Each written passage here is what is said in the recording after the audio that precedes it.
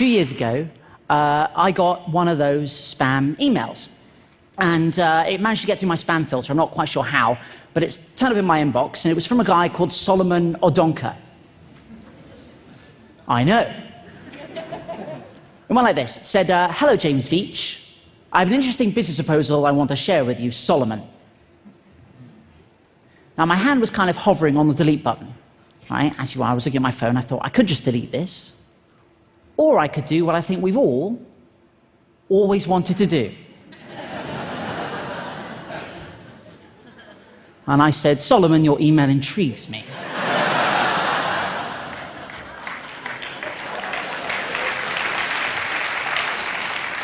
And the game was afoot. He said, dear James Veitch, we shall be shipping gold to you. You will earn 10% of any gold you distribute. So I knew I was dealing with a professional.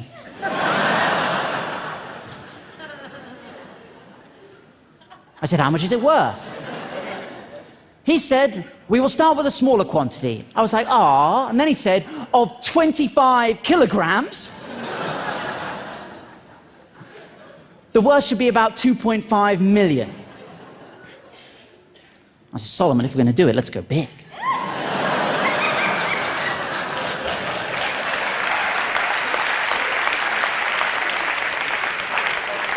I can handle it.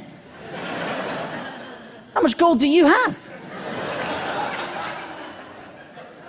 He said, it's not a matter of how much gold. How much is you're capable of handling? What? We can start with 50 kilograms as a trial shipment. I said, 50 kilograms? There's no point doing this at all. No, so shipping at least a metric ton.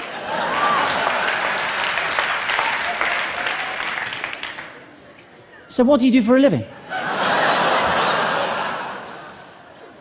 I said, I'm a hedge fund executive bank manager.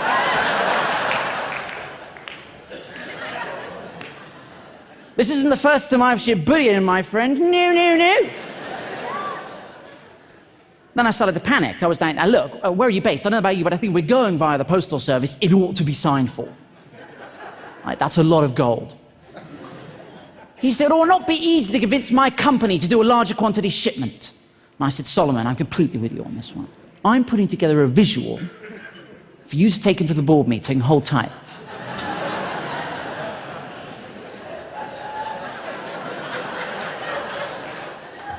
This is what I sent Solomon.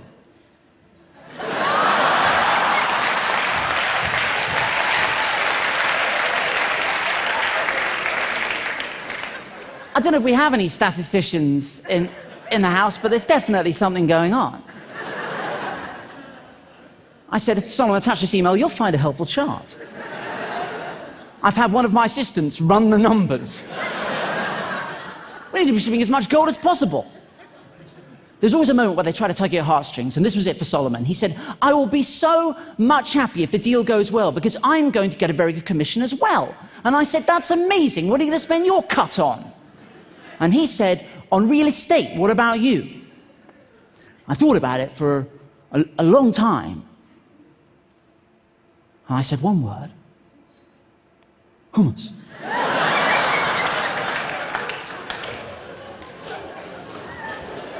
It's going places. I was in Sainsbury's the other day, and there are like 30 different varieties. Also, you can cut up carrots, and you can dip them. Have you ever done that? Solomon! He said, I have to go to bed now.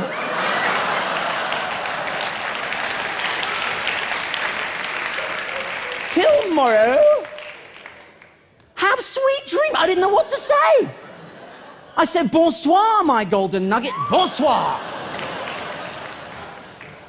Guys, you have to understand, this has been going for like weeks, albeit hitherto the greatest weeks of my life, but I had to knock it on the head. It was getting a bit out of hand. Friends were saying to me, James, do you want to come out for a drink? I was like, I can't, mate, I'm expecting an email about some gold. You know. So I figured I had to knock it on the head. I had to take it to a ridiculous conclusion. So I thought I concocted a plan. I said, look, Solomon, I'm concerned about security. When we email each other, we need to use a code. And he agreed. And I said, Solomon, I spent all night coming up with this code. We need to use it in all further correspondence. Lawyer. Gummy bear. Bank, cream egg. Legal, fizzy cola bottle, claim peanut M&Ms, documents, jelly beans, Western Union. Guys, a giant gummy lizard. I knew these were all words they use, right? I said, please call me Kit Kat and all further correspondence.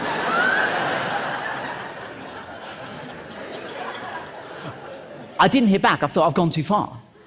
I've gone too far. So I had to backpedal a little bit. I said, look, Solomon, is the deal still on? Kit Kat. Because you have to be consistent. Then I did get an email back from him. He said, the business is on, I'm trying, blah, blah, blah, blah, blah. I said, dude, you have to use the code. What followed is the greatest email I've ever received. I'm not joking. This is what turned up in my inbox. This was a good day. The business is on. And I'm trying to raise the balance for the gummy bear.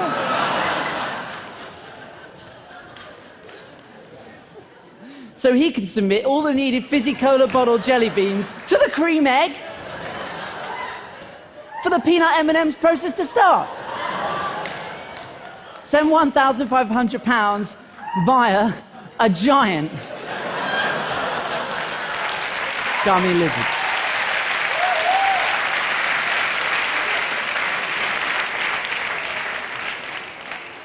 And that was so much fun, right, that it got me thinking, like, what would happen if I just spent as much time as I could replying to as many scam emails as I could? And that's what I've been doing for 3 years on your behalf. Yeah. Let me tell you, crazy stuff happens when you start replying to scam emails. It's really difficult, and I highly recommend we do it. I don't think what I'm doing is mean, right? You know, there are a lot of people out there who do mean things to scammers. I don't think what I'm doing, all I think I can do all I'm doing is wasting their time. Right? And I think any time they're spending with me is time they're not spending scamming vulnerable adults out of their savings, right?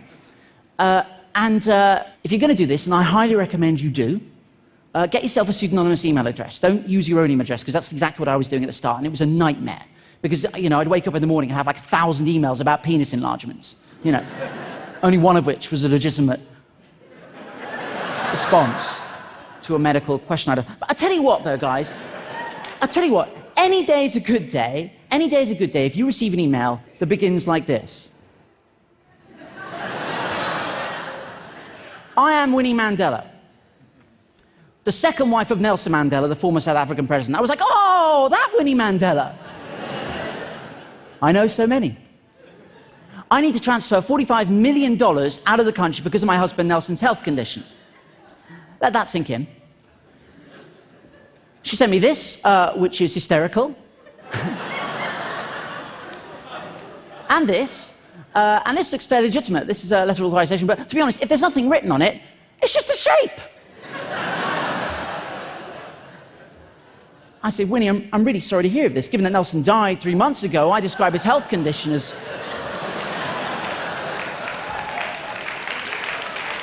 That's the worst health condition you can have, not being alive. She said, kindly comply with my banker's instructions. One love. I said, of course, no woman, no cry.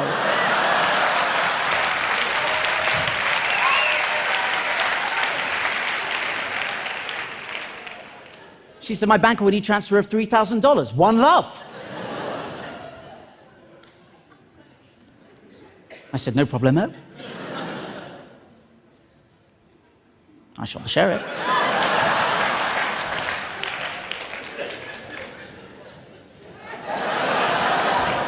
Thank you.